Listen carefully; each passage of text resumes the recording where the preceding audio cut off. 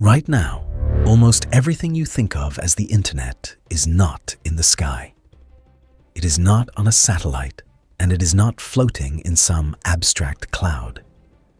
It is light, moving through strands of glass about as thick as a garden hose, lying in the dark on the floor of the ocean.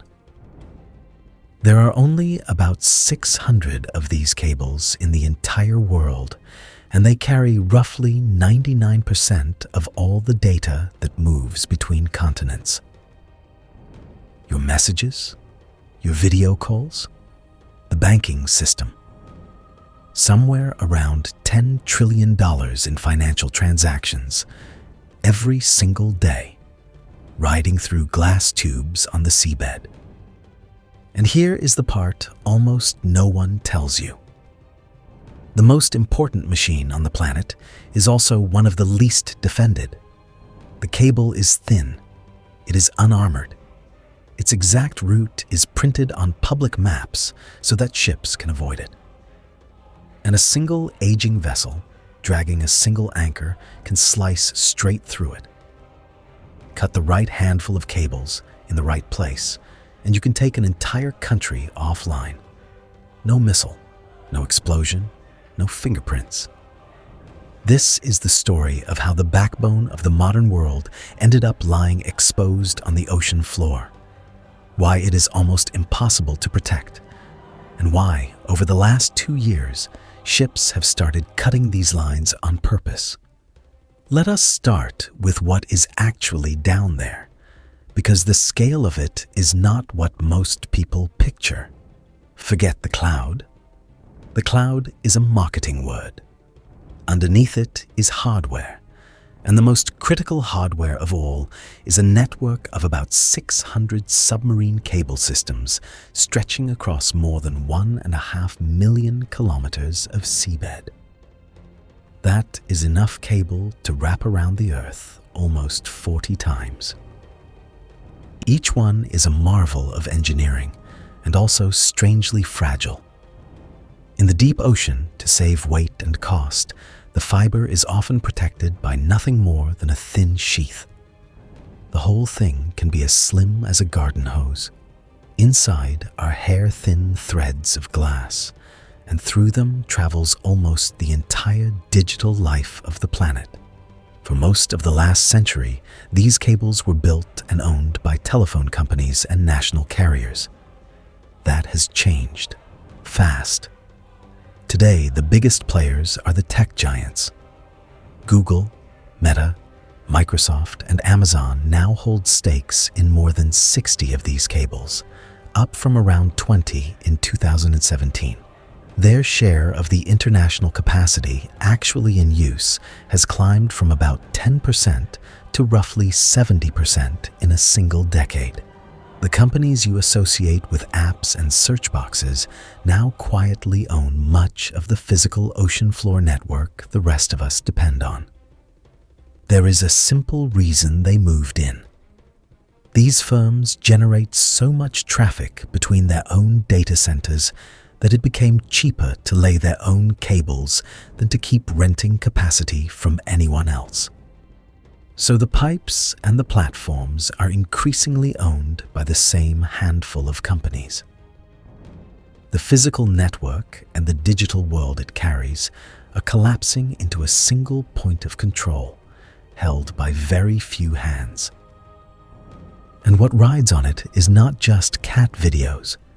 It is the interbank messaging that settles trade between countries. It is government and military traffic. It is the market data that moves those $10 trillion a day. When people say the world runs on the internet, this is the internet. 600 hoses in the dark. A satellite network can carry some of this, and at the edges it matters.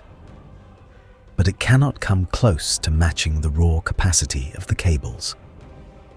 For the foreseeable future, if you want to move the planet's data, it goes through the glass on the seabed, and there is no real substitute waiting in orbit to take over. Now, if that network were spread evenly across the oceans, it would be hard to attack. It is not. And that is the second thing you need to understand. Cables do not wander randomly across the sea. They follow the cheapest, shortest, safest paths, and those paths funnel through a small number of natural choke points. Narrow straits, shallow shelves, a handful of coastlines where dozens of cables come ashore within a few kilometers of each other. You can see the pattern on any cable map. The narrow Luzon Strait near Taiwan, the Strait of Malacca beside Singapore, the English Channel, the Bab el-Mandeb at the mouth of the Red Sea. A dozen or so places where, if you wanted to do harm, you would not have to go hunting for the cables. They all come to you. The most extreme example on Earth is Egypt. Because of geography, the cables linking Europe to Asia cannot easily avoid the strip of land between the Mediterranean and the Red Sea. By some estimates, roughly 90% of all data traffic between Europe and Asia, and something like 17% of the entire world's internet traffic, is squeezed across Egypt. In places, the crossing between the Mediterranean and the Red Sea is only about 200 kilometers wide. One country, one narrow corridor, carrying a huge slice of global connectivity. On the ground, it is even tighter than that sounds. The cables come ashore at a small cluster of landing stations on the Mediterranean coast, run overland across the desert, and go back into the water on the Red Sea side. Analysts have described this strip of Egypt, only half joking, as the single most vulnerable place on the entire internet. A serious problem there does not slow one country. It slows the traffic between two continents. Concentration like that is incredibly efficient. It is also a single point of failure. And we do not have to imagine what happens when a choke point fails, because it keeps happening. In early 2023, Vietnam suffered a nightmare scenario. All 5 of the major submarine cables connecting the country were damaged or degraded at roughly the same time. The result was the loss of around 75% of the nation's international data capacity, dragging on for weeks. A country of 100 million people throttled because a small number of lines happened to fail together. Here is the uncomfortable takeaway. You do not need to cut hundreds of cables to hurt a region. Because of how they cluster, you sometimes only need to cut a few. And cutting them turns out to be alarmingly easy. That brings us to the math of repair. And this is where the vulnerability becomes almost absurd. Every year, the world's cables suffer somewhere between 150 and 200 faults. That is not rare. That is routine, a fault every couple of days somewhere on the planet. And roughly 2/3 of those faults come from ordinary accidents. A fishing trawler dragging its net across the bottom. A ship dropping anchor in the wrong place and hauling it along the seabed. Now think about what that means. The background noise of the system is already full of ships accidentally breaking cables. So when someone does it deliberately, it hides perfectly inside the statistics. A cut cable looks like a Tuesday, and fixing them is slow. There is no army of repair ships standing by. The entire global fleet is only about 60 specialized vessels, and many of them are aging, converted from other jobs.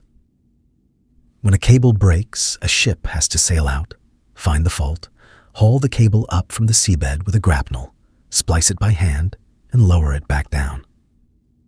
The average repair takes around 40 days and costs between $1 and $3 million. In contested waters, it is worse.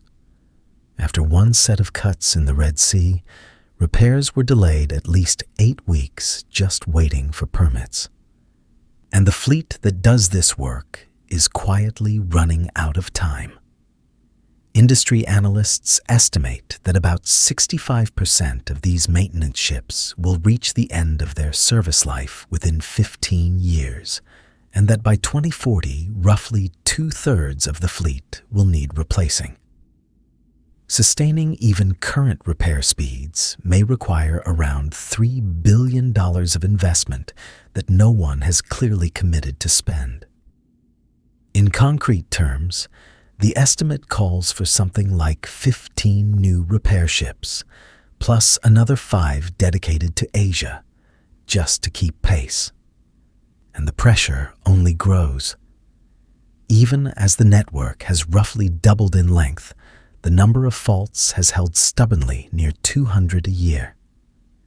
Every new stretch of cable is one more thing that can break, laid against a repair fleet that is shrinking, not growing. The gap between how much we depend on these cables and how well we can fix them is widening every year. So hold the whole picture in your head. 600 critical cables, about 60 ships to fix them, 40 days per repair.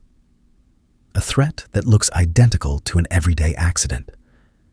If you were designing infrastructure to be undefendable, it would look a lot like this. Which raises the question that has moved from theory to headline. What happens when the cuts stop being accidents? For decades, almost every cable fault really was innocent. Trawlers and anchors, wear and tear, the occasional earthquake. But over the past 2 years, a pattern has emerged that has put navies on alert, and it is worth walking through carefully, because the honest answer is that most of it is still suspected, not proven. The turning point in how people thought about this came in 2022, when the Nord Stream gas pipelines running under the Baltic Sea were torn open by underwater explosions. That was gas, not data, and to this day, no one has been definitively held responsible. But it broke a kind of taboo. It showed, in the most visible way imaginable, that critical infrastructure lying on the seabed was not out of reach. It could be found, and it could be attacked by someone willing to do it. Start with West Africa. In March 2024, 4 major cables running along the coast were severed at nearly the same time, at a point where they converge.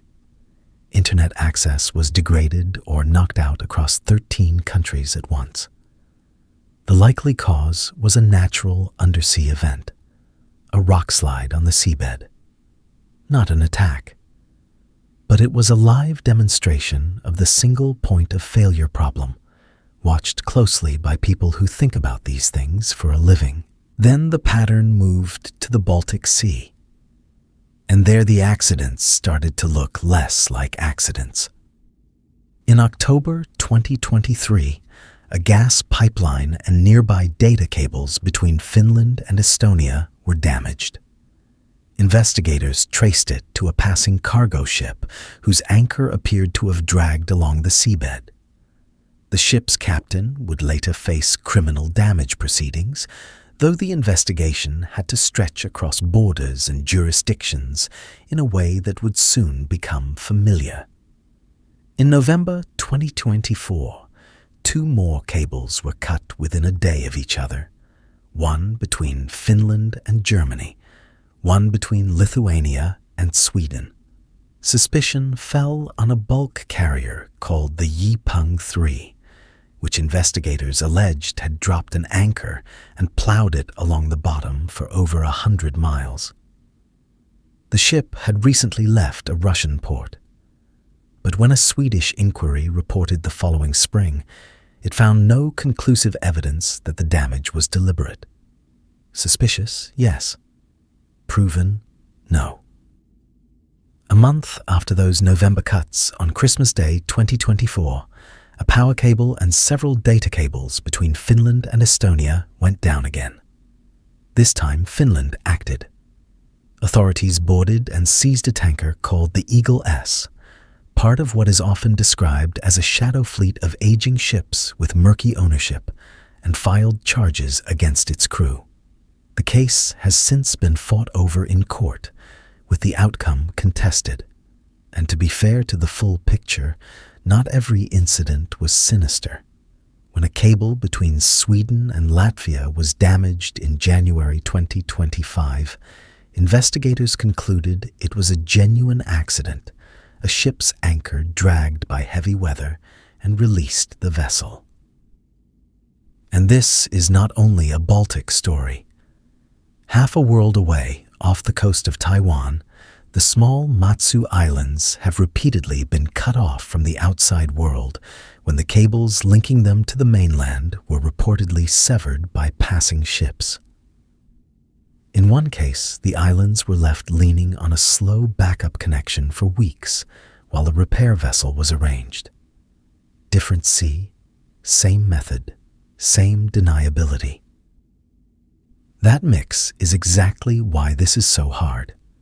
When the normal accident rate is already high, an anchor dragged across a cable is deniable by design. You can do enormous damage and simply say your anchor slipped. Proving intent in international waters with a foreign crew is close to impossible. And the incidents kept mounting. By early 2025, officials reported that something like 11 cables in the Baltic had been damaged in roughly 15 months. For one small, shallow, heavily watched sea that is far above the normal background rate. It does not prove a single coordinated campaign. But it was far more than enough to change how NATO treated the problem. Governments have noticed. In January 2025, NATO launched a mission in the Baltic called Baltic Sentry, putting frigates, patrol aircraft, and a small fleet of naval drones over the region's cables, tied together with an artificial intelligence system watching ship movements for suspicious behavior. The European Union followed with a cable security action plan and funding for regional repair hubs. These are serious responses, but they are also, realistically, patches on a structural hole. You cannot armor 1.5 million kilometers of ocean floor. So what do we actually do with all of this? The lesson of undersea cables is not that the sky is falling. Cut one cable and traffic usually reroutes through another. The system has real redundancy. The danger is narrower and sharper than that. It is that a small number of deliberate cuts in the right choke point at the right moment can isolate a region, disrupt an economy, and blind part of a military, and can do it in a way that is cheap, deniable, and almost impossible to prevent. This is what modern conflict increasingly looks like. Not a declared war with a clear first shot, but pressure applied in the gray zone, below the threshold that would trigger a response. An anchor instead of a torpedo.